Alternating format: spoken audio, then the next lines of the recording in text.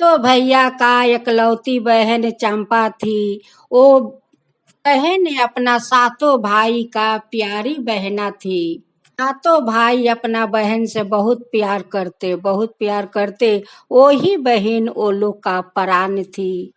जब बहन खाती तो भाई लोग खाते, बहन सोती तो भाई लोग सोते, बहन जागती तो भाई लोग जागते। वो बहन थी कि अपना भाई लोग का वो जान थी। एक दिन की बात है, चंपा अपना सहेली लोग का घर जा रही थी। एक औरत माँ संतोषी का मंदिर में बैठकर पूजा कर रही थी। चंपा जाकर वही मंदिर में बैठकर पूजा देखने लगी। औरत से पूछने लगी कि चाची, माँ संतोषी का व्रत में कवन कवन प्रसाद चढ़ता है चाची? औरत कहने लगी कि बेटी, माँ संतोषी के प्रसाद में तो चना, मीठा बतासा, नारियल फल है। सब मीठे मीठे फल चढ़ता है बेटी। माँ संतोषी को खटाई पसंद नहीं है। अनजाने में कोई भूल हो जाए तो माँ तो माफ कर देती है, बाकी कोई जान सुन कर वो अपराधी करे तो माँ कभी माफ नहीं करती है बेटी। तो लोग माँ संतोषी का प्रसाद खाते हैं, वो दिन वो खटाई लोग नहीं खा सकते हैं, क्योंकि माँ का खटाई पसंद नहीं है। भूल से भी कोई खटाई मत छूना बेटी। तो औरत चंपा को सारा विधि विधान बता दी। चंपा तो अपना घर चली आई। आकर वो दूसरा दिन चना भिजा कर रख दी। चंपा एक थाल में नारियल फल, चना, मीठा बतासा, लाल बेदाम, फूल पान सब सजा ली और सजाकर माँ संतोषी का मंदिर में चली गई।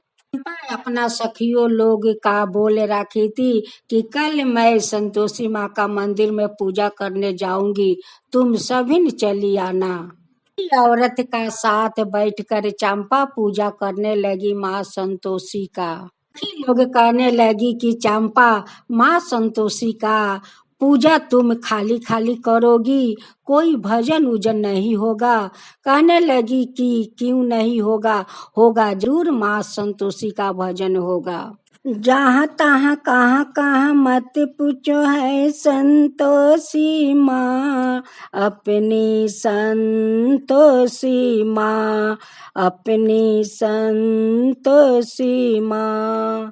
जल में या चल में भी, थल में पथल में भी, जहाँ तहाँ कहाँ कहाँ मत पूछो है संतोषी माँ, अपनी संतोषी माँ, अपनी संतोषी माँ। बड़ी अनोखी चमत करनी है अपनी माई, है अपनी माई। राई को पर्वत कर सकते, पर्वत को राही, पर्वत को राही। द्वार खुला है, दरबार खुला है, आओ बहन भाई, आओ बहन भाई। इनके द्वार पर दाया का कमी कभी नहीं आई, कभी नहीं आई। गले में निहारा करो, दुखरा निकाला करो, जहाँ तहाँ कहाँ कहाँ मत पूछो है संतोषी माँ, अपनी संतोषी माँ, अपनी संतोषी माँ। इस अम्बे में जगदम्बे में गजब का है शक्ति, गजब का है शक्ति। में डूबे हुए लोगों को इसकी कर लो रे भक्ति, इसकी कर लो रे भक्ति। ना जीवन सौंप दो इसकी, पालो रे मुक्ति, पालो रे मुक्ति, डिग्री बनाने वाली, दुख मिटाने वाली, कष्ट मिटाने वाली है संतोषी माँ, अपनी संतोषी माँ, अपनी संतोषी माँ। इधर सातों भाई अपना चंपा बहन को पागल जैसे खोज रहे थे कि मेरे बहन गई तो कहाँ गई। सब लोग इससे पूछ पाछ करने लगे कि आप लोग मेरे बहना को देखा है, आप लोग मेरा बहना को देखा है। के आदमी कह रहे कि देखो माँ संतोषी का मंदिर में बहुत सारा औरत लोग है, वही पर होगी। सातों भाई वहां पर जाकर देखा कि बहन तो माँ संतोषी की पूजा कर रही है। अपना बहन से कहने लगे कि बहन थोड़ा तो हम लोग को बता देती कि मैं जाती हूँ माँ संतोषी का मंदिर में पूजा करने। लोग का तो तुम प्राण सुखा दिया बहन। बहन अपना भाई लोग से कहने लगी कि देखो सातों भैया, आप लोग के लिए तो मैं माँ संतोषी का पूजा कर रही हूँ, आप लोग का सलामती के लिए। मेरे भैया जहाँ रहेंगे सलामत रहेंगे। सब बात सुनकर सातों भाई बहुत खुश हो गया। मेरी बहन हम लोग के लिए माँ संतोषी के पूजा करती है। एक दिन सातों भाई अचानक परदेश जाने के लिए यात्रा बना लिया। ये लगे अपना अपना पत्नी से कि देखो हम लोग सातों भाई परदेश जा रहा हूँ कमाने, हमारा बहन को ख्याल रखना, कोई तकलीफ नहीं होना चाहिए। न अपना पत्नियों को बुझा कर तो सातों भाई परदेश तो चला गया। तो भाभीयों में एक भाभी बहुत अच्छी थी। तो भाभी लोग अपना ननद से पूरा काम करवाने लगी। मैं पूरा पूरा काम करवाती, बाहर से लकड़ी लाने को बोलती, सारा काम चंपा कर रही थी। एक दिन छो भाभी अपना ओलो साथी संगी का बोलाकर घर में पार्टी रखी थी। दिन सारा दिन चंपा से काम करवाई वो लोग का पार्टी साटी हो गया। करने के बाद जितना सारा जूठा बर्तन थे सारे बर्तन वो लोग चंपा को दे दिया मांजने के लिए कि लो साफा से बर्तन मांजना। लोग तो सारा दिन चंपा को खाने के लिए नहीं पूछी, सही बेचारी सारा दिन काम करती रही, सारा दिन काम करती रही। सब दुख छोटी भाभी को तो देखा नहीं गया, जाकर काम में हाथ बटाने लगी। वैसे छो जानी आकर उनकी हाथ पर ऐसे डंडा मारा कि उनकी हाथ के हड्डी तोड़ दी। मैं इतना काम करने का शौक है तो तुम्हें ना खा पी कर सारा दिन काम करना है। वो जेठानी अपना देवरानी को डंडा मारकर हाथ के हड्डी तोड़ दी। वो काम करती तो कैसे करती। चंपा बर्तन मांजते मांजते वहीं पर एक बार माँ को आवाज लगाई आ वहीं पर बेहोश हो गई। आ माँ सुनकर दौड़ी चली आई। माँ संतोषी सारा बर्तन साफ कर दी, या साफ करके वहीं पर सजा कर रख दी। आ चंपा को जब होश आया तो देखती है कि सारा बर्तन तो साफ हो चुके हैं। दूसरा दिन वो लोग छो जाने मिलकर बहुत सारे कपड़ा दी धोने के लिए। कहने लगी कि देखो कपड़ा साफ होना चाहिए। कपड़ा धोते धोते फिर से एक बार माँ को आवाज लगाई। आवाज लगाते ही बेहोश हो गई। माँ संतोषी दौड़ी चली आई। अरे कपड़ा पल भर में माँ साफ करके रस्सी पर डाल दी। जब चंपा को होश आया तो देखती है कि सारे कपड़ा तो धो चुका है और रस्सी पर तो डाल दिया है। अब वो भाभी कहने लगी कि देखो चंपा जाओ जंगल से जाकर लकड़ी तोड़ कर लाओ तब तुम्हें खाना मिलेगा। चंपा जाकर वही वन में लकड़ी तोड़ती है या रोती है, कहती है कि सात भैया सात परदेश आ चंपा का दुख दे जासे। कह कह के रो रही थी कि सातों भैया सात परदेश आ चंपा को दुख दे जासे। यही कह रही थी कि भैया लोग तो सात परदेश चले गए, बाकी अपना बहन चंपा को तो दुख दे गए। एक दिन सातों भाई परदेश से वही रास्ते से आ रहे थे। तो भाई कहने लगे कि देखो भाई, किसी को रोआई यही जंगल से आ रहे हैं। फिर दूसरा भाई कहने लगे कि नहीं भाई, ये तो हम लोग के चंपा को आवाज है, वो ही रोती है। तो कहने लगे कि नहीं, ये तो नहीं हो सकता है, मेरा बहन ये वन में क्यों आएगी। मेरे भाई को तो मन नहीं माना।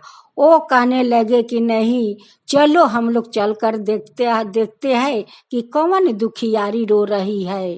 तभी सातों भाई जाकर देखता है अपना बहन का दुर्गति। सातों भाई वो लोग के बुक फाट गया। बुक और फाटते हुए रोने लगे। तो भाई का अपना बहन के हालत देख कर वो लोग का तो बुक फाट गया। वो लोग तो वही पर रोने लगे। तो भाई कहने लगे कि बहन, तुम जंगल में क्यों आई हो लकड़ी लाने। तुम्हें कौन पेठाया है बहन, तुम्हें कौन पेठाया है बताओ। बहन कहने लगी कि भैया देखो, हमें कोई नहीं पेठाया, हम अपने से आई हूँ लकड़ी तोड़ने। कई लोग तो समझ गया कि ये तो वही लोग के चाल है, वही लोग मेरे बहन को पेठाया है लकड़ी लाने को लिए। अरे भाई अपना जांघा को चीर लिया, चीर कर वही जांग में अपना बहन को लुका लिए। तो भाई घर आकर अपना अपना पत्नी से पूछने लगे कि चंपा कहाँ गई है, चंपा को तो नहीं हम लोग देखते हैं, वो कहाँ गई होगी। रानी तो झूठ बोल दी कि अपना सहेली के घर में गई होगी। तो भाई कहने लगे कि कहीं तुम लोग तो मेरे बहन को कहीं नहीं पेठाई हो। तो कहने लगी कि हम लोग क्यों पेठाऊंगी, अपना सहेली के घर में गई होगी। अरे भाई अपना जांग से अपना बहन को निकाल कर कहने लगे अपना पत्नी लोग का कि देखो, तुम लोग के लिए मेरा घर में कोई जगह नहीं है। जो हमारा बहन के इतना शास्ति दी है, इतना दुख तकलीफ दी है, वो लोग के लिए तो मेरा घर में कोई जगह नहीं है। तुम लोग का आज मेरे घर से निकल जाना होगा। भाई अपना छोटी भाभी से कहने लगी कि देखिए भाभी, आप ये सब बात मेरे भैया को मत बताइएगा, कि मेरे भैया को मत बताइएगा, फिर तो अनर्थ हो जाएगा। भाई अपना छोटी भाभी को तो कसम दे दी कहने के लिए। भाई अपना भाई लोग से कहने लगी कि देखो भैया, कल तो मेरा 16 शुक्रवार व्रत पूरा हो गया, मेरा उद्यापन है भैया। कई लोग कहने लगे कि बहन, काल तुम्हारा उद्यापन है, हम लोग धाम धूम से माँ संतोषी की पूजा करूंगी। सारा पूजा का सामग्री सातों भाई खरीद कर ले आए। लोग सारे गांव वालों को बोल दिया कि देखो, काल माँ संतोषी की मंदिर में धाम धूम से पूजा होगा। वो कन्या के लिए वो लोग 16 श्रृंगार खरीद कर ले आए। प्रसाद माँ को तैयारी हो गया। माँ के भीरी वो चंपा सारा प्रसाद सजा रखी। इधर ब्राह्मण देव बहुत धाम धूम से पूजा करवाने लगे। इधर चंपा का बड़ी भाभी सोच रही थी कि इनको पूजा में तो मैं विधना तो डालूंगी। ही उनकी मन में शैतानी चल रहे थे। में तो पूरा भीड़ हो चुके थे। प्रसाद में भाभी खटाई लेकर जा रही थी डालने के लिए। इसे प्रसाद में वो खटाई डालेगी, वैसे तो माँ संतोषी परपोक हो गई, होकर उनकर सारा चेहरा झोकार दी। हाथ मुख झौंस गया। संतोषी अपना परपोक के रोक नहीं सकी। अब तो आकर वही पर आप रूप प्रकट हो गई। के लोग तो पापिन है, कुकर्मी है, मेरे पूजा में विधन डालेगी। तू विधन डालेगी, देख तेरा हालत देख, अपन हालत देख। तेरा मुंह तो मैं काला कर दी हूँ। मेरा पूजा में विधना डालेगी, डाल कैसे डालती है तू डाल। अरे लोग तो माँ संतोषी का दर्शन तो पा लिए। छोटी देवरानी सारा बात वो सातों उनकर भाई से कहने लगी। छवो जानी चंपा को बहुत दुख तकलीफ दी है। उसमें मैं गई काम हाथ बटाने काम में, तो हमारा हाथ पर डंडा मारकर मेरे हाथ के हड्डी ये लोग तोड़ दी। चंपा को साथ हमें ये लोग काम नहीं करने देती, इस कारण से तो हमारा ये लोग हाथ तोड़ दी। नहीं रहेगा हाथ नहीं करेगी काम। लोग सारे काम चंपा सो करवाती, कि सारे काम करवाती, बर्तन मजवाती, कपड़ा धुलवाती। लोग तो सारा दिन बैठी रहती है, बाकी हमें भी काम नहीं करने देती है। मैं तो अपना भाभी को हालत देख कर अपना भाभी को पास दौड़ पड़ी। ये लोग कहने लगे कि देखो बहन, वो मरती है तो उससे मरने दो, अपना माँ संतोषी का पूजा पूरा करो। माँ संतोषी से कहने लगी कि हे माँ संतोषी, वो तो पाप किया है, पाप को तो दंड आप दे दिया, फिर उनको अच्छा कर दीजिए माँ, अब उनको अच्छा कर दीजिए। का पूजा में जो विधना डालने गई थी माँ, आप तो संगे संगे दंड दे दी है माँ, अब तो दे दी है माँ, तो उसको शास्ति मिल गया है माँ, उन्हें अच्छा कर दीजिए माँ, उन्हें अच्छा कर दीजिए। ये माँ, अगर आपका पूजा मैं सच्चा मन से करती हूँ तो मेरे भाभी को ठीक करना होगा माँ, ठीक करना होगा। घर में आई है माँ संतोषी, मेरे घर में आई है, घर में आई है माँ संतोषी, मेरे घर में आई है। का चरण परते ही घर धन से भर जाता है, आपका चरण परते ही घर धन से भर जाता है। घर में आई है माँ संतोषी, मेरे घर में आई है, घर में आई है माँ संतोषी, मेरे घर में आई है। का चरण से माँ सुख सनपति मिल जाता है, आपका चरण से माँ सुख सनपति मिल जाता है। भर जाता है घर भंडार है माँ संतोषी, भर जाता है घर भंडार है माँ संतोषी। भर जाता है धन दौलत है माँ संतोषी, भर जाता है धन दौलत है माँ संतोषी। घर में आई है माँ संतोषी, मेरे घर में आई है।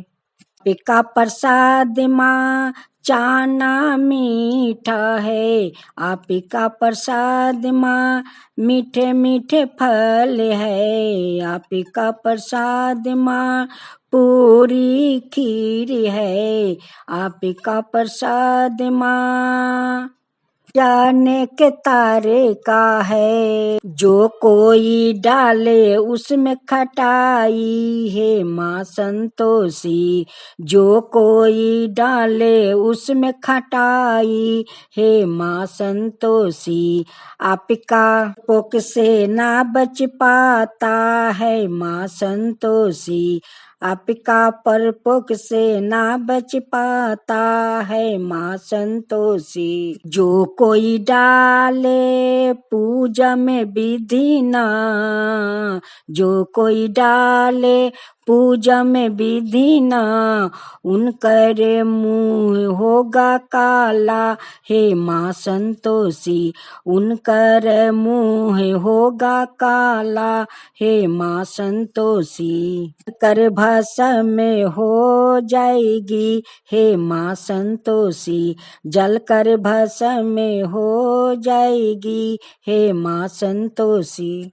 को तो श्रद्धा भक्ति देख कर माँ संतोषी तो बहुत प्रसन्न हो गई, बाकी उनकर मिनती सुन कर उनकर भाभी को ठीक करना पड़ा, तो अच्छी तरह से ठीक हो गई और माथा झुकाकर प्रणाम की कि हे माँ संतोषी, हम पापिन हूँ, हे माँ संतोषी हम पापिन हूँ, अधर्मी हूँ, का पूजा में विघ्न डालना चाहती हूँ।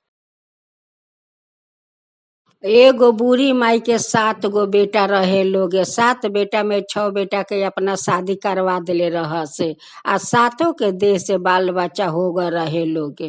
बूढ़ी माँ बहुत खुश रहस कि हमार कतना बड़ा परिवार बा आ छोटा बेटा के शादी कर देम तो हमार तो परिवार बहुत बड़ा हो जाई। एक दिन बूढ़ी माँ जाली माँ दुर्गा के मंदिर में पूजा करे खातिर। वही जगह एगो लड़की से उनकर भेंट हो जाला आ उ लड़की के देख के बहुत पसंद करेली आ कहेली का कि लड़की हमरा बीरू खातिर बहुत इनकर अच्छा जोड़ी लागी आ इनके संगे हम अपना बीरू के शादी करवाएम। में जाके वो लड़की से घर के पता पूछेली या उनकर नाम पूछेली। वो लड़की अपन नाम बता देवेली, घर के पता बता देवेली। आ जब बूढ़ी पूजा करके अपना घर में आवेली तो बड़ी बहू से आ माझिन बहू से कह तारिका कि बहू आज तो मंदिर में खूब सुंदर हम एगो लड़की देखनी हा, वही लड़की के संगे हमार बीरू के बहुत अच्छा जोड़ी लगी। उनके साथ हम चाहतानी का कि हमार बीरू के शादी हो जाए। बड़ी बहू कह तरीका कि ठीक बा सासू माँ, हम लोग काल चलल जाओ देखे लड़की के घरे। अब कह तरीका कि काल चले से आज आज चले से अभी। अभी हम लोग काहे ना जा सकतानी, अभी चल के उनकर बाप माई से बातचीत क के आ जातानी। तो तीनों सास पतो लड़की के घरे पहुंच जाला लोग आ पहुंच के कहेला लोग का कि देखा तोहर बेटी तो हमरा बहुत पसंद बारी। अगर तू लोग आवा लोग, अगर लड़का या हमार घर पसंद होके तो हम लोग दोनों आदमी मिल के आ शादी के बियाह के दिन ठिकाना हम लोग ध देतनी। लड़की के माँ बाप आवेला लोग आ देखे ला लो लड़का के घर दुआर। वो लोग के तो पसंद हो जाला। कहेला लोग का के बहिन हमार तो बहुत पसंद बा और बेटा यार और घर दुआर है, हम तो राजी बानी। तो कहेली का के ठीक बा, जब हम लोग दोनों आदमी राजी बानी तो आजे हम लोग शादी बियाह के दिन ठिकाना पक्का कर लेतानी। तो शादी के बियाह के दिन ठिकाना सब पक्का कर लेवेला लोग। अब तो बियाह के दिन नियर आ गइल। अब यहाँ से बारात लेके बहुत धाम धूम से लड़की के दुआर पर जाता रही। आ वहाँ जाके बहुत विधि विधान से शादी बियाह हो जाला। आ हो गईला के बाद में अपन बहू बेटा विदाई करके अपना घरे लेके चल आवेला लोग। घर में सब लोग खुशी बा लोग कि छोटा जाना के कितना सुंदर उनकर पत्नी मिलल बारन। सासू माँ कह तारिका कि हाँ हमार बीरू खातिर तो इहे रली ह आ इनका के तो हम ही पसंद कैनी ह तो सुंदर तो होइबे करी हन। ई बहू अपना सासू माँ से कह तरीका कि सासू माँ हम 16 शुक्रवार के माँ संतोषी के हम व्रत हम करम। अब सासू माँ कह तरीका कि तो बहुत अच्छा के बात बाटे आ माँ संतोषी के व्रत कैले अच्छा बाटे। माँ संतोषी के प्रसाद में एगो खाटा जिनिस ना चले, काहे कि माँ पसंद ना करेली खाटा जिनिस। जितना उनकर मीठा जिनिस होखे जैसे खीरा बा, ककड़ी बा, तरबूज बा, नरियर बा आ उनकर चाना या मीठा उनकर बहुत पियो प्रसाद हटे। जिनिस से बहुत नफरत करेली, बहुत नफरत करेली। तो सब दियादिन मिल जुल के माँ संतोषी के धूमधाम से पूजा करताटे लोग, नाचता लोग, आरती गावता लोग, गान करता लोग। मैं तो आरती उतारू रे संतोषी माता की, जय जय संतोषी माता, जय जय माँ, जय जय संतोषी माता, जय जय माँ। बड़ी ममता है बड़ा प्यारी माँ की आँखों में, माँ की आँखों में बड़ी करुणा माया दुलारी, माँ की आँखों में बड़ी माया दुलारी, माँ की आँखों में क्यों ना देखूं मैं बारंबार माँ की आँखों में।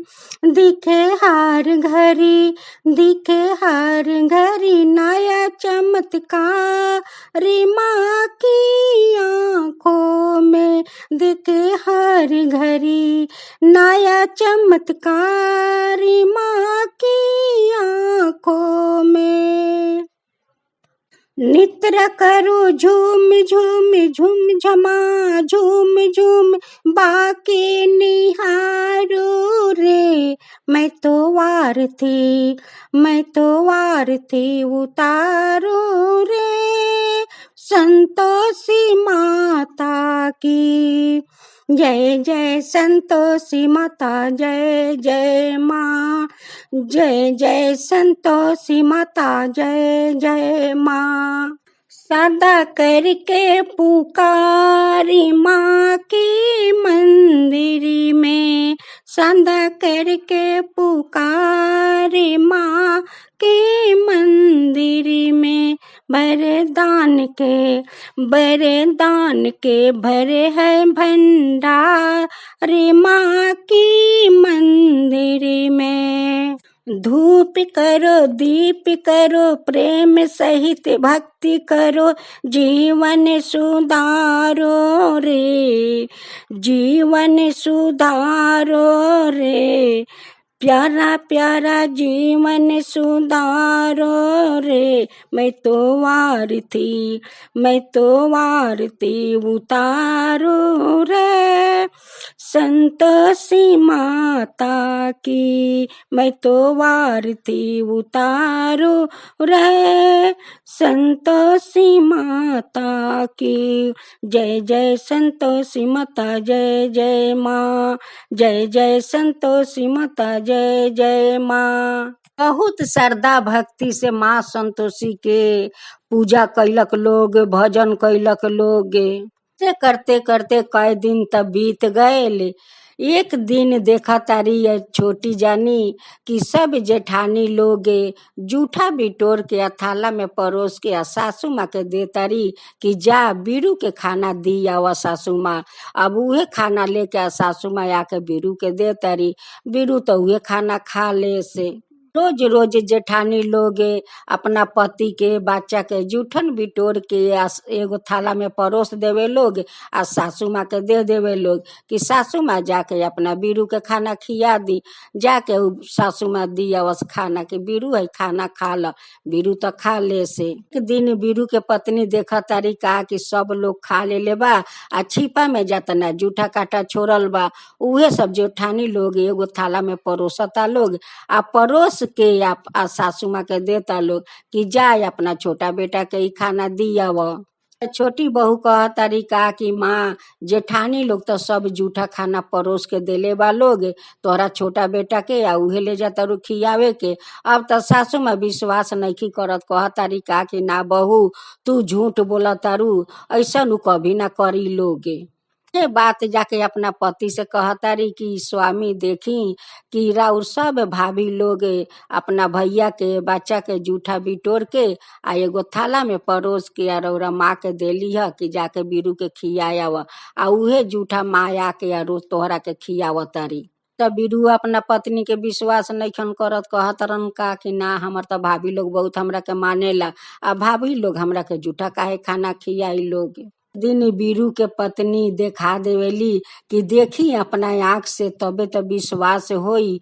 अब तो बीरू कमारी के पीछे लुका के देखतारन कि सब लोग खा ले बाटे या जूठा छोड़ ले बा। उहे बिटोर के एगो छिपा में परोस के आ माँ के देतार लोग कि जाए अपना बीरू के खियाया वा। अब तो बीरू अपना आँख से देख लेवेलन। तब माँ लेके आवेली खाना तो कहली का कि बीरू बेटा ई खाना खा ल।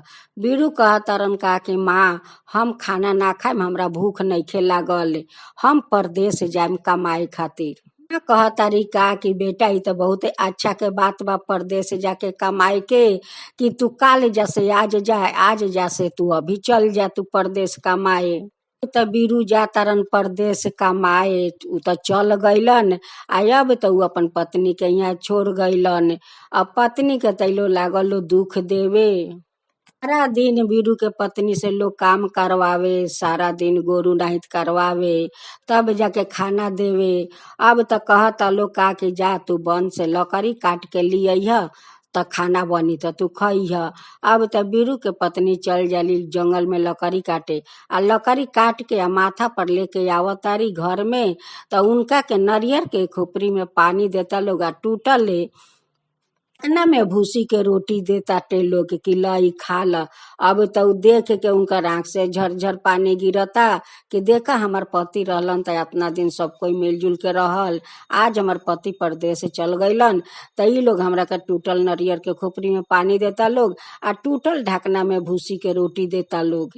एक दिन वीरू के पत्नी माँ संतोषी के मंदिर तर जाके रोआ तारी कह तारी का कि माँ आज तो शुक्रोबार बा, बाकी हमरा भीरी तो पैसा नइखे कि तोहरा के हम चाना या मीठा लिया के हम प्रसाद चढ़ाई माँ, हमरा भीरी आज कुछ नइखे माँ, रौरे बताई कि हम रौरा के प्रसाद हम कहाँ से ले आई। तारिया माँ संतोषी से कह तारी वैसे माँ संतोषी एगो बूढ़ी के रूप में आवेली या थाला में चाना आ मीठा प्रसाद लियावेली आ कहेली का कि बेटी तू रो मत, ले है चाना आ मीठा ले आ माँ के प्रसाद तू चढ़ा दे। तू चिंता मत कर बेटी, एक दिन तोर दुख छूटी, एक दिन तोर दुख दूर होई बेटी, तू चिंता मत कर, रो मत, ले ई प्रसाद तू माँ संतोषी के चढ़ा दे। ऐसे तैसे तो वीरू के पत्नी संतोषी माता के व्रत 14 गो तो उनकर पूरा हो गए रहे। वीरू परदेश में जाके आ एगो साहूकार के घर में काम करत रहस। ओहू घर में साहूकार के घर में एगो लड़की रहस, कुंवार रहस। अब त वीरू के उ फंसावे के बहुत चेष्टा करस कि ये लड़का के हम फंसा के हम शादी करम। वीरू कहतारन का कि देख हम तो शादीशुदा बानी आ तू हमरा इतना करीब करीब तू काहे रहतारू। लड़की कहतारी का कि हम तोहरा के पसंद करतानी, हम शादी करे हम चाहतानी तोहरा से। तो वहाँ गायला कुछ दिन हो गए आ यहाँ तो उनकर पत्नी के पूरा दुख देता टे लोग सबे जेठानी लोग मिल के। दिन वीरू के पत्नी माँ संतोषी के मंदिर में जाके आ बैठ के हक्को बिको रोआ तारी आ छीरा फाटा कपड़ा पहनले बारी। अब त माँ संतोषी आके कहतानी का कि बेटी तू काहे यहाँ बैठ के रोआ तारू। कह तारी का कि माँ हमरा पति के त आज 14 शुक्रवार हो गल गायला, अभी तकले त हमरा पति के पता नइखे माँ, कि अभी ले पता नइखे माँ। माँ कह तारी का कि तोहार पति जरूर आ जइहन, देखा तोहार पति कुछ दिन में उ आ जइहन। संतोषी चल जाली जहाँ उनकर पति रहेलन वीरू, उहाँ जाली जहाँ उ रोज बैठ के भोजन करस, वही जगह माँ संतोषी अपन चरण राख देवेली। अब तो वीरू के चरण पर नजर पड़ जाला। अब तो कहतरन का कि त माँ संतोषी आइल बारी आ इनकर चरण हमरा यहाँ थाला के भीरी बा।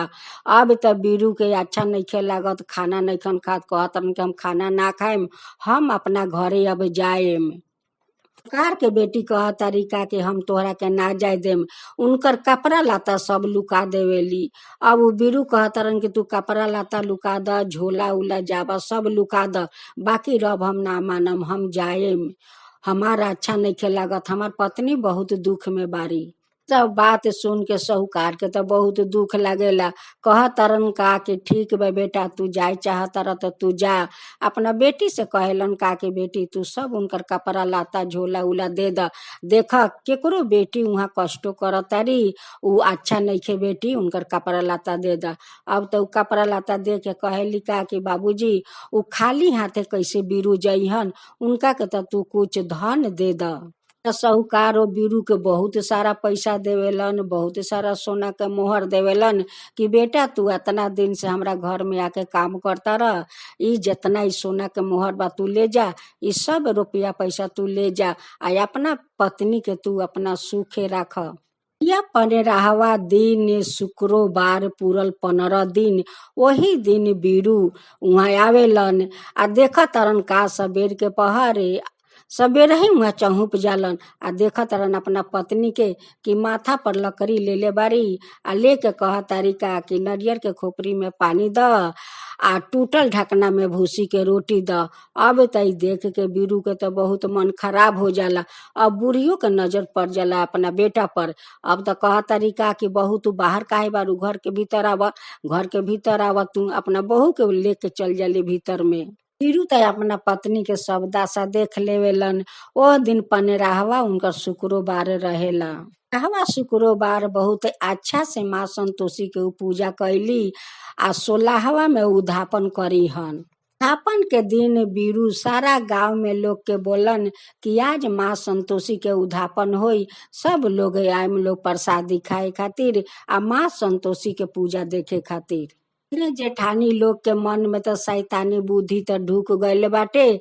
अपना बच्चा लोग के सिखावता लोग कि देखा जब वहाँ पूजा शुरू हो जाई आ जब देखबा लोग कि ऊ वहाँ पर पूजा करत तारी तो पीछे से जाके या तू लोग सब प्रसादी में खटाई डाल दी है लोग। तो बीरू माँ संतोषी के मंदिर के वहाँ बहुत सुंदर सजावट कैले बारन। बहुत सारा प्रसाद बाटे वहाँ राखल।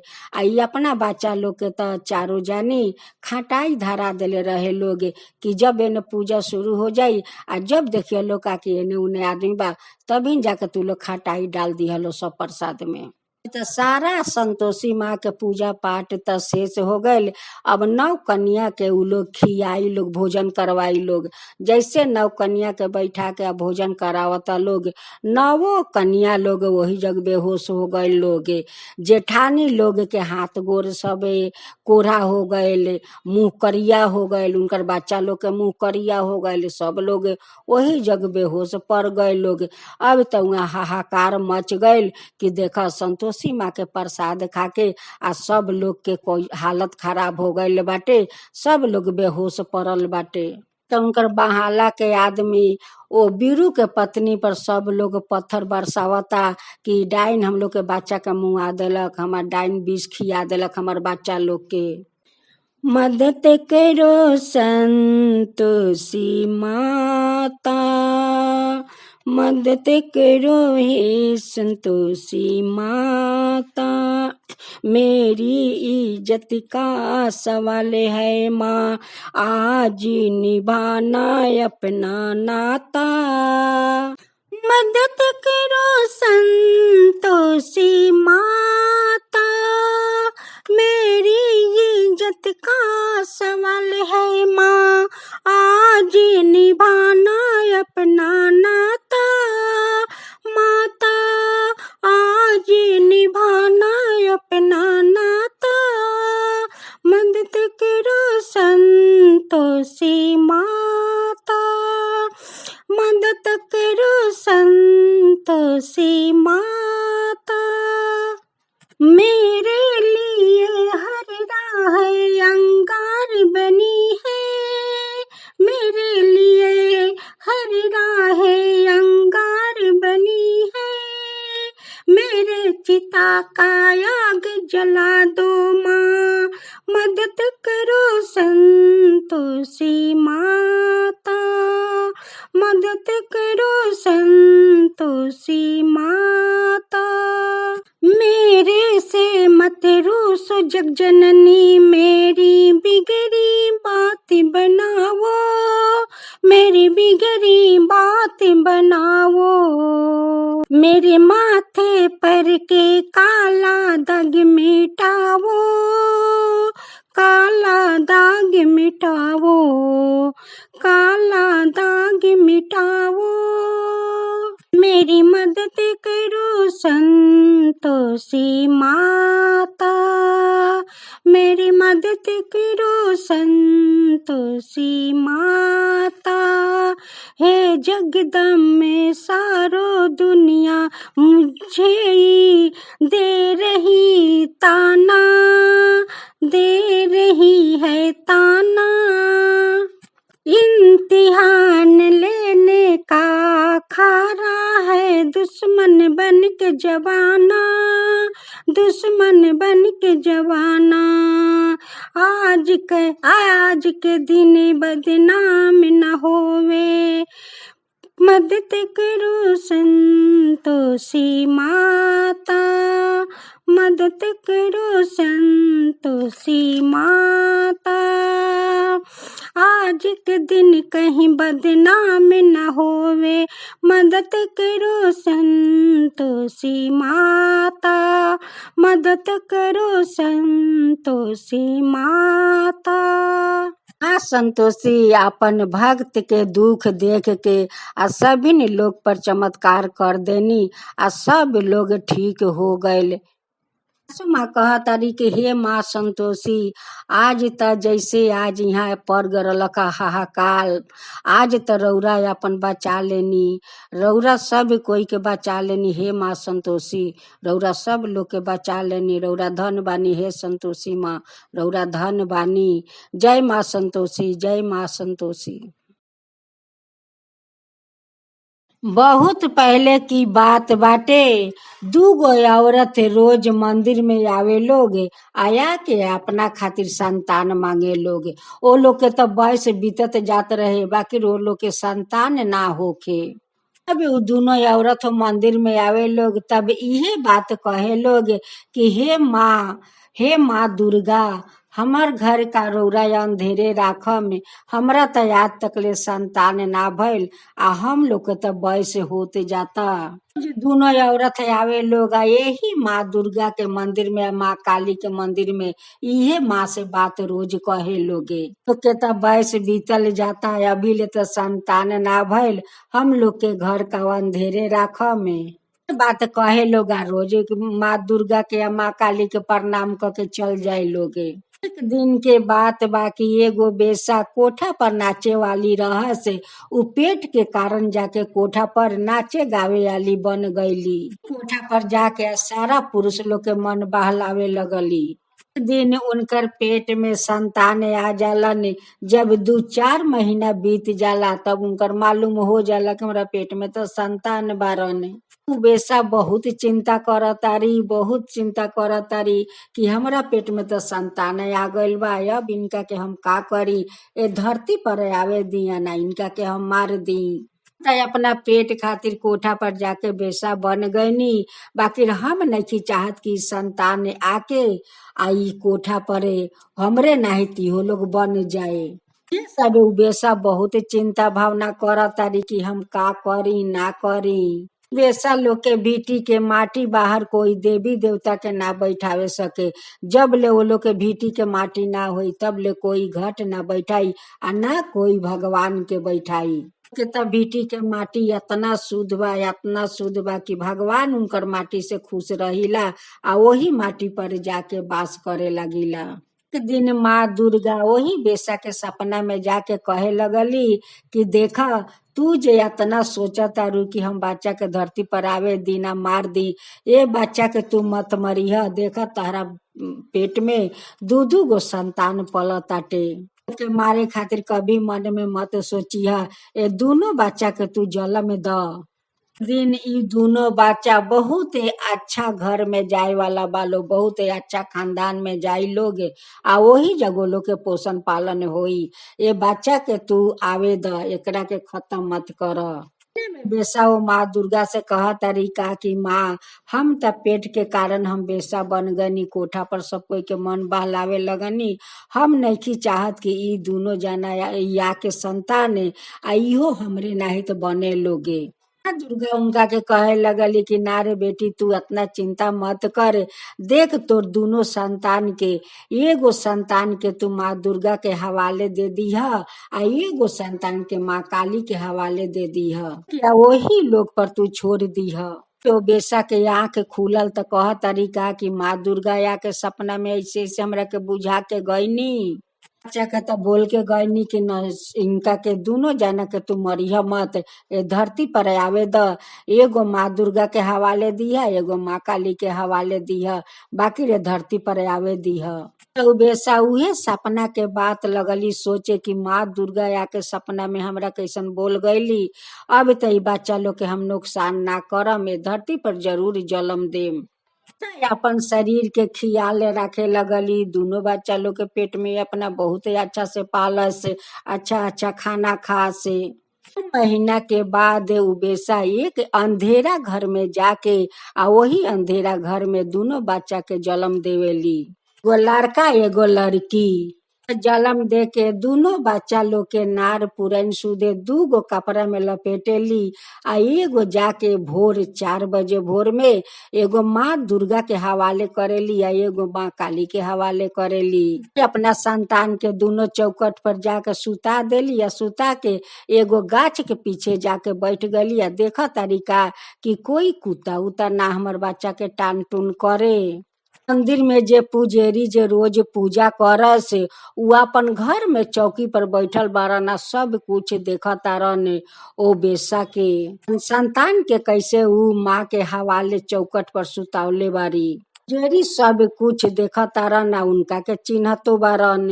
ई त कोठा पर रहे वाली है, ई त एगो बेसा है आ देखा अपना दोनों संतान के जन्म देके आ दोनों माँ के हवाले दे देली।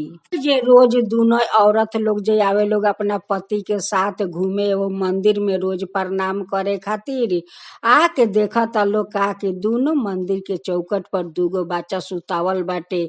एगो चौकट के बच्चा त एक जानी लेवेली, दूसरा चौकट के दूसरा जानी लेवेली। एक जानी के गोद में बेटा वैला ना, एक जानी के गोद में बेटी अली।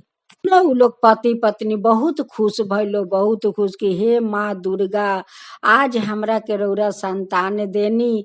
अतना दिन के बाद घूरत घूरत आ रौरा चौकट पर माथा टिकत टिकत आज हमरा के संतान देनी।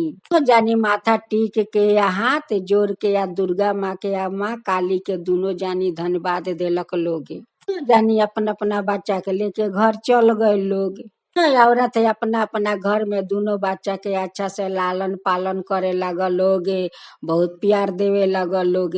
रोज बेसा लुका लुका के जासा छुप छुप के अपना दोनों बच्चा के देखा से कि उ लोग कितना हमर बच्चा से प्यार करता लोग।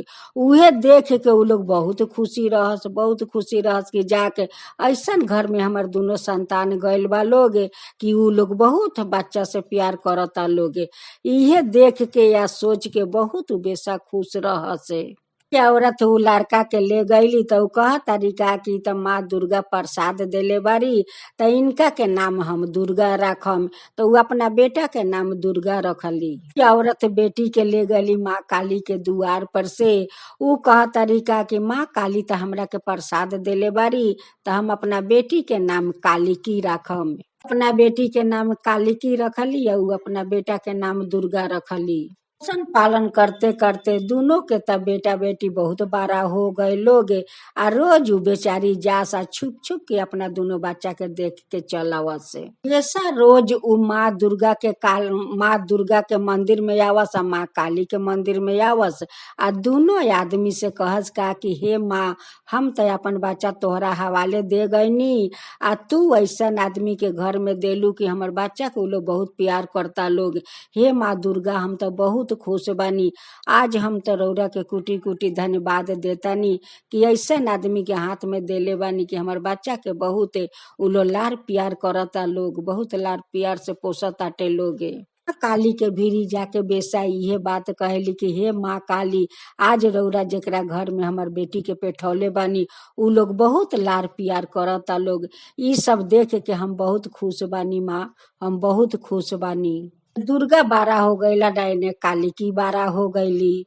दुर्गा के माँ बाप कहे लागल लोग का कि हमार दुर्गा तो बहुत बड़ा हो गईल बारन, हम लोग इनका खातिर चुन के लड़की खोजम, इतना सुंदर खोजम कि लड़की अहन त हमार घर में बेटी बन के राखम, उनका के बेटी बना के राखम आ बेटी नहीं तू रही हने।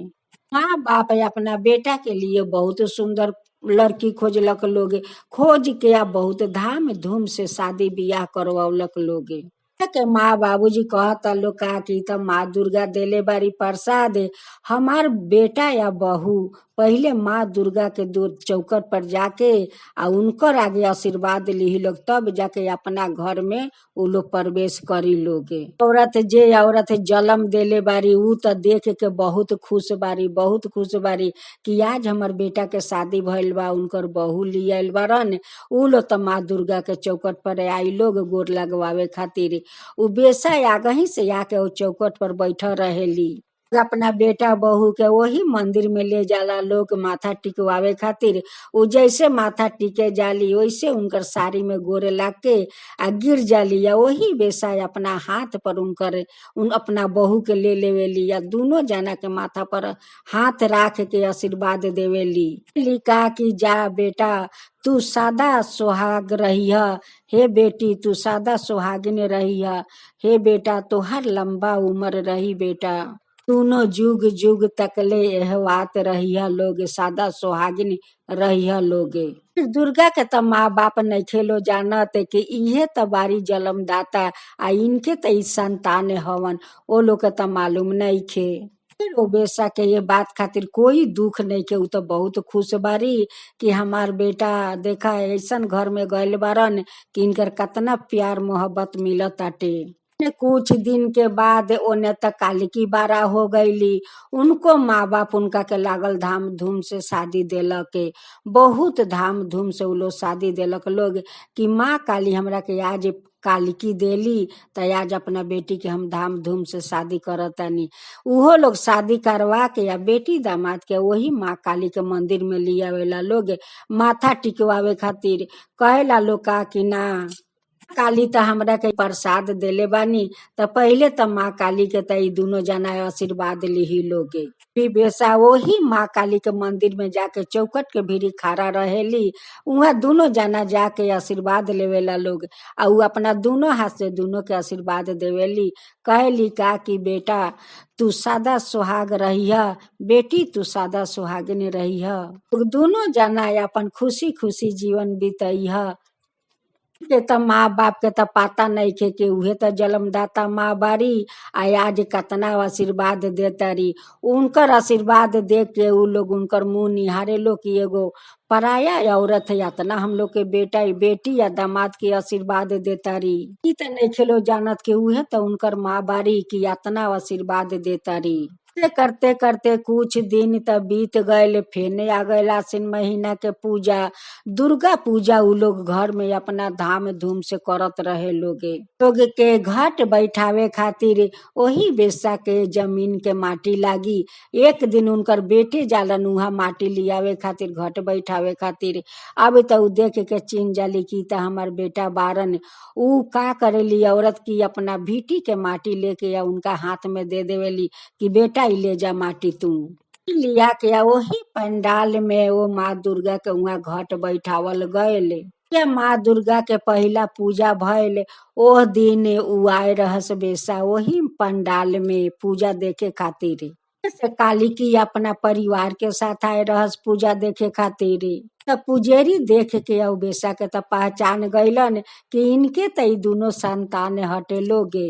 जलमदाता उ बहुत बूढ़ा हो गए रहस, बेसा बहुत बूढ़ा हो गए रहस। तेरी दुर्गा के माँ से कहतारा ना उनकर बाबूजी से कि वो औरत जे गो बूढ़ी बारी उनका के जजमान तू लोग पहचान तारा। कहतारन का कि हम लोग तो पहचाने नहीं की, हम लोग तो उनका के चिन्हत नहीं की।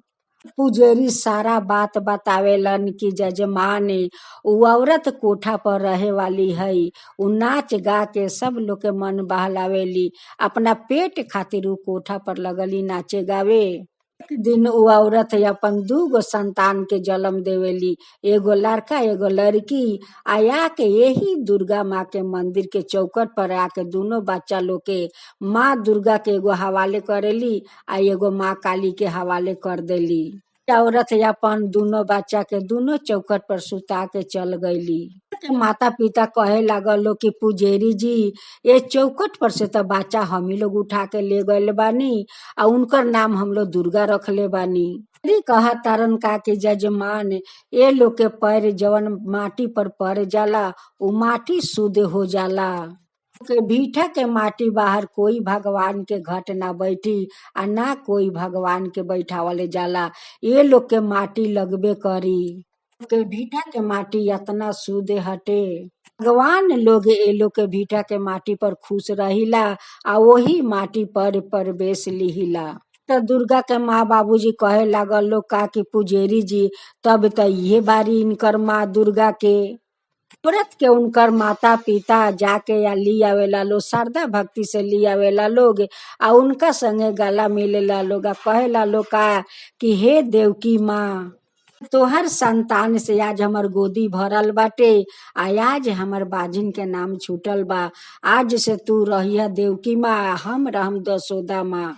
कालिकी के माता पिता कहे लागल लोग का कि हमू तो काली माँ के मंदिर में से यही चौकर से हम अपन बेटी के उठा के ले गईनी। उबेसा कह तारी का कि हाँ बहिन, ये दोनों संतान हमरे ह लोग, हम ना चाहत रही कि हमार बच्चा लोग हमरे नहीं तो बने लोगे। तो एक कोठा पर जाके बेसा बन गईनी। आ हम ना चाहत रही कि हमार दोनों संतान ऐसा ही बने लोगे। खातिर ये लोग के जन्म दे के आया के माँ काली के या दुर्गा माँ के हवाले दोनों जना के कह गईनी। आज हम बहुत खुश बानी कि दोनों हमार संतान बहुत अच्छा घर पहले बा लोगे आ बहुत अच्छा नाम पहले बा लोगे। के माता पिता या कालिकी के माता पिता वो औरत के अपना घर ले गए लोग। कहता लोग का कि बहिन, आज से तोहार उ कोठा नहीं खे, आज से हम लोग के घर तोहार घर बाटे। बेटा पतो तोहरे बा, बेटी दामाद तोहरे बाटे। हम लोग आज से सब लोग मिल जुल के रहम स। के माता पिता कहे लगा लो का कि बहन, रौरा अपना बेटा या पतोह के आशीर्वाद दीही। ओने काली के माता पिता कहे लगा लो का कि बहन, अपना बेटी दामाद के आशीर्वाद दीही। कहे लगली का कि पहले तो सबसे पहले तो बेटा पतोह के हम ही आशीर्वाद देले बानी। हम अपना बेटी दामाद के भी पहले हम ही आशीर्वाद देले बानी। जब ये लोग मंदिर में गए लो तो चौकट के भीड़ी हम ही रही आ पहला आशीर्वाद हम ही दोनों जना के देले बानी। देवकी माया दशोदा माँ सब लोग मिल जुल के एके घर में रहे लागल लोगे। आ बहुत आदर भाव होखे लागल लोग के। सब लोग मिल के एक दिन माँ दुर्गा के मंदिर में गए लोग आ माँ काली के मंदिर में। आ सब लोग परिवार मिल के कहे लागल लोग का कि हे माँ दुर्गा, आज देखी हमार कितना बड़ा परिवार बाटे। आज हम रौरा लोग के दुआरी पर आयल बानी। हम लोग के रौरा आशीर्वाद दी कि हमार परिवार ऐसा ही हंसते खेलते रहे, ऐसा खुशियाँ बनल रहे। हे माँ दुर्गा, हे माँ काली, माँ दुर्गा हमार परिवार के आशीर्वाद देही कि सब हमार परिवार बन रहो। हे माँ काली, हमार परिवार के आशीर्वाद देही कि सब हमार बनल रहो। परिवार मिल के हाथ जोड़ के माथा झुका के सब लोग माँ दुर्गा के जयकारा करे लगल। जय माँ दुर्गा, जय माँ दुर्गा, जय माँ काली, जय माँ काली। एगो पति पत्नी रहे लोग, उनकर दूगो बेटा एगो बेटी रहस। बेटी के बहुत पहले शादी कर देले रहस। दोनों बेटो लोग के शादी कर देले रहस। तीनों के शादी हो गए रहे। बेटियों के दूगो संतान आ दोनों बेटो लोग के दू दूगो संतान रहे लो। सबे कोई के एक ही गो बेटा एक ही गो बेटी रहे लोग। पूरी माई के बेटी 3 महीना 4 महीना पर एक दिन खातिर आवस, तब भाई लोग अच्छा अच्छा लिया लोग बाजार से खर्चा करके आ खाना खास। अब उनकर जलन होके दोनों भौजाई लोग के कि देखा अपना बहन खातिर खर्चा करके लिया तरन आ घर में बनाओ तनी से अपना बहन के कतना मजे से खिया तरन। ये सब देख देख के भौजाई लोग बहुत जलत रहे लोग। एक दिन के बात बा कि उनकर बहन के बेटा के कोनो बीमारी भय रहे। बहुत डॉक्टर देखावत, बाकी उनकर बीमारी ठीक ना होखे। देखावत देखावत डॉक्टर हैरान हो गए रहस, उनका ठीक ना होखे। एक दिन वो माँ संतोषी के माना चीना कैली कि हे माँ संतोषी, हमर बेटा के बीमारी ठीक हो जाई तो हम रौरा के 16 शुक्रवार के व्रत हम करम। त माँ संतोषी उनकर बेटा का तो बीमारी ठीक कर देवेली। अब तो बेचारी 16 शुक्रवार के व्रत उठा लेली। 15 शुक्रवार अपना ससुरारे में 16 शुक्रवार व्रत पूरा कर लेले रहस। अब वहाँ देखा तरीका कि हमार तो करे धरे वाला कोई नहीं खे। वही दिन अपना नैहर में चल आवेली।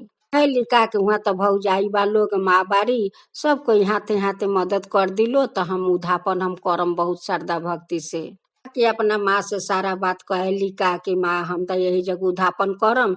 देखा वहाँ तो कोई हमार करे वाला नहीं थे। अभी बात तो दोनों भौजाई सुनेला लोग। अब तो उ लोग बेंग नहीं तो फूल गल बा लोग आ कहता लोग के देखा आ गई हम लोग के पेरे खातिर। के बड़ी भौजाई कह तरीका कि तू तो अपना ससुरारे में तो तू उधापन करे सकतू, यहाँ काहे अइलू है उधापन करे खातिर।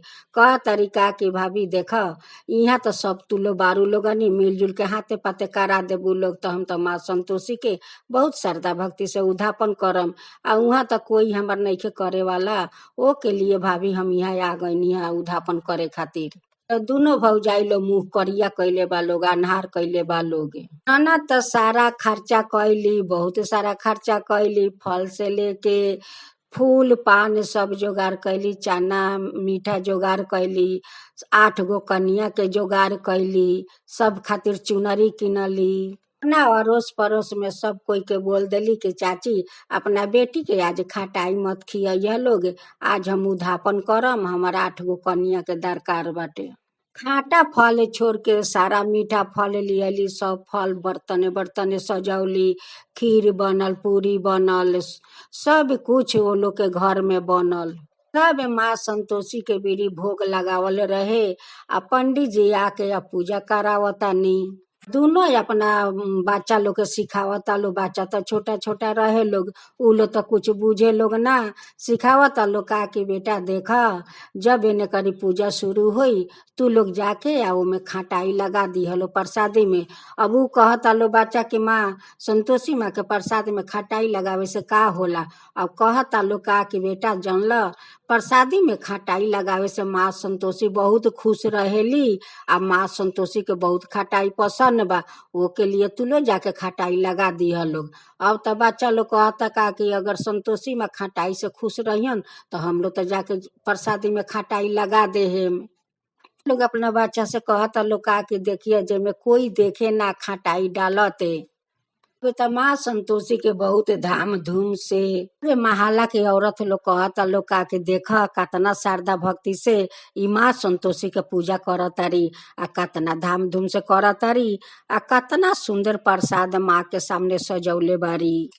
तो वहाँ सभी लोग नाचता गावताटे या धाम धूम से पूजा होता, बहुत आरती उरती गावताटे लोग सब कोई मिलजुल के। जाके बच्चा लोग सब प्रसादी में खटाई लगा देवेला लोग।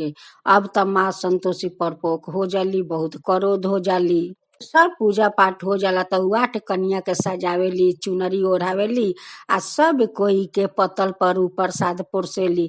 जैसे उ लोग पहिला निवाला मुंह में लगावेला लोग, वैसे 8 कन्या उ लोग वही जग बेहोश हो जाला लोग। आ वो दोनों जानी के तब मुंह के बोलती बंद हो जाला, हाथ में दोनों लकवा माँ संतोषी मार देवेली, आ बच्चा लोग वहू लोग के बेहोश हो जाला। दोनों भौजाई लोग के ऐसन हाथ माँ संतोषी बना दिला कि ना सोच करे सकता लोग, आ ना हिलावे सकता लोग, आ ना मुंह से कोई बोली बोले सकताटे लोग। अपना क्रोध से तो वो लोग के बहुत हालत खराब कर देली माँ संतोषी।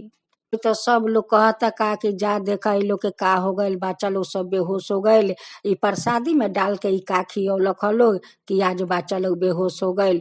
अब तो सब अड़ोस पड़ोस के लोग खिसिया गइल वो लोग पर, कहता लोग का कि अगर देखा हमार बच्चा लोग के कुछो भइल तो तोहरो दोनों बच्चा लोग के हम छोड़े वाला नहीं की, तोहरो बच्चा लोग के वैसे ही जहर खिया के हम लोग मार में के तो दुर्गति करम स तो करबे करम स, अगर हमार बच्चा लोग के कुछो हो गइल तो उ जाके बेचारी माँ संतोषी बिरी मिनती करतारी कि हे माँ हमरा के तू मदद कर माँ, देखा आज हमार बेटा लोग के गर्दन पर तलवार लागल बा माँ, उ तलवार से हमार बच्चा लोग के बचा ली माँ, बच्चा लोग के हमार बचा ली माँ।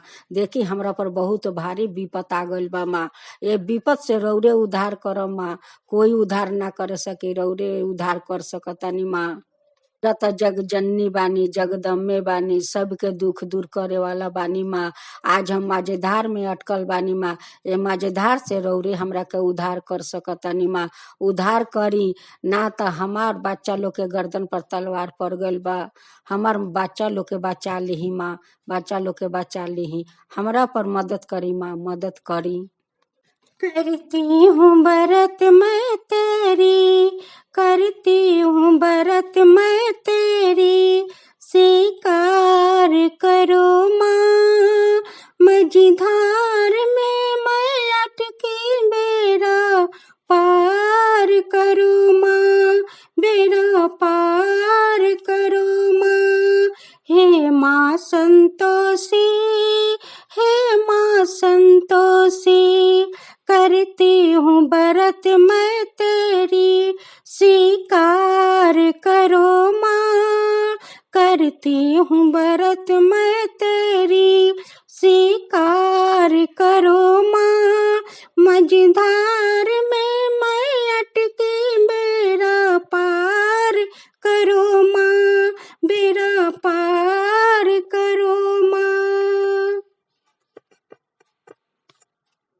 हे माँ संतोषी, हे माँ संतोषी, बैठी हूँ बड़ी आशा से तुम्हारे दरबार में, बैठी हूँ बड़ी आशा से तुम्हारे दरबार में।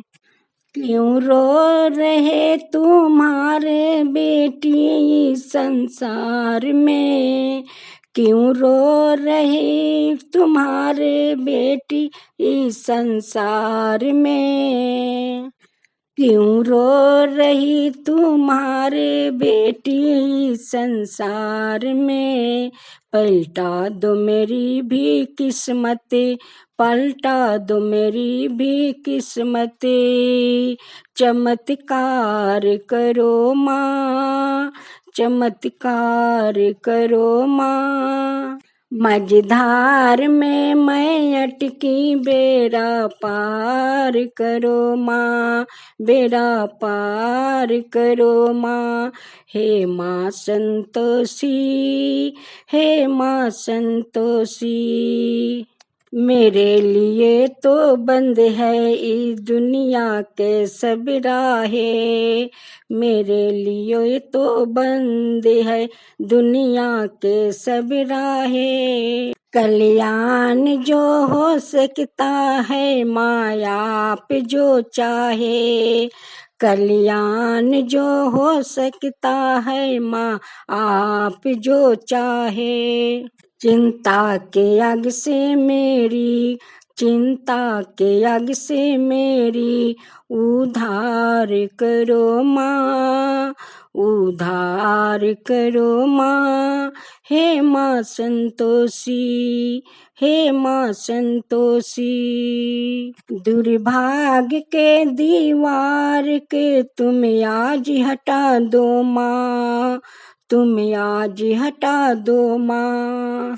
प्रेम सारी मेरे को फिर से आपस दिलवा दो, फिर से आपस दिलवा दो।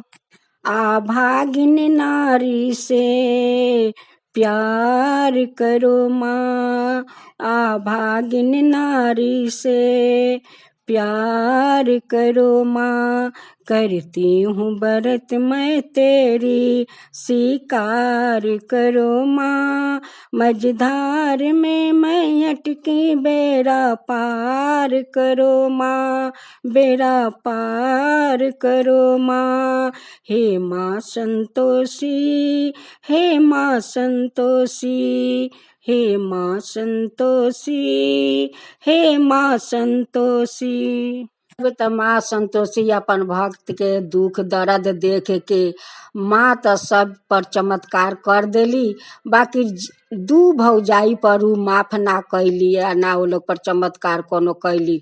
वो लोग के बच्चा के ठीक कर देली, पड़ोस लोग के बच्चा के सब कोई के ठीक कर देली, बाकी रो लोग के शिक्षा देवे खातिर वो लोग के बोलती बंद करके राख देली।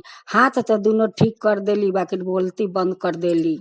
तो बूढ़ी माई के बेटी कहतारी कि हे माँ संतोषी, राउर महिमा अपरंपार बा, आज रौरा ना चमत्कार करती त ना जाने कि आज सभी लोग हमरा के का करीत, हमरा बच्चा लोग के ना जाने कि हमरा बच्चा लोग के कौन हालत करीत लोग। हे माँ संतोषी, आज रौरा चमत्कार करके बहुत बड़ा उपकार कैनी माँ, बहुत बड़ा उपकार कैनी। दोनों भौजाई त हाथ जोड़ले बा लोग, बाकी मुंह में त आवाज नइखे कि माँ संतोषी के कुछ कहे लोग आ भाई माफी मांगे लोग। उ अपना अंतर से कहता लोग का कि हे माँ संतोषी, हम लोग के जइया रौरा बोलती दे देम, हमू लोग रौरा के 16 शुक्रवार के व्रत करम आ वैसा ही धाम धूम से हमू लोग रौरा के उद्यापन करम।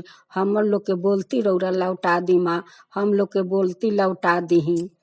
बहुत मिनती करता लोग, बहुत गिड़गिड़ाताटे लोग, अपना भूल पर बहुत अफसोस करता लोग कि हम काहे ऐसन काम कैनी, काहे कैनी हम ऐसन भूल काम कि अपना भूल पर बहुत अफसोस हो गईल। अब त माँ संतोषी के दया आ गईल आ वो लोग के त बोलती दे देली। उहो लोग दोनों जेठानी देवरानी ऐसा ही माँ संतोषी के 16 शुक्र व्रत कैलक लोग। आ यही न उहो लोग धाम धूम से व्रत कैलक लोग। आ कहता लोग का कि हे माँ संतोषी, अब हम लोग कभी ऐसा गलत काम ना करम आ ना बच्चा लोग के सिखाएम गलत काम करे के।